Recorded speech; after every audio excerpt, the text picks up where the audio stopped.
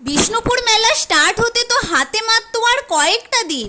চলো তোমরাও একটু দেখে নাও মেলার কাজ কত দূর পর্যন্ত এগোলো। তাই তো আমি চলে এসেছি বিষ্ণুপুর হাই স্কুলের মাঠে। আর হ্যাঁ, এখানে কিন্তু বিগত অনেক বছর ধরে বিষ্ণুপুর মেলা হচ্ছে। আর আসা মাত্রই দেখতে পেলাম এখানের প্যান্ডেলের কাজ কিন্তু অনেক দূর পর্যন্তই এগিয়ে এসেছে। তোমরা অনেকেই কিন্তু আমার কাছ থেকে জানতে চাইছো এবছর বিষ্ণুপুর মেলাতে কবে কে কে আসছে। সেই জন্যই আমি এই লিস্টটা তোমাদেরকে খুব ভালোভাবে দেখিয়ে দিলাম।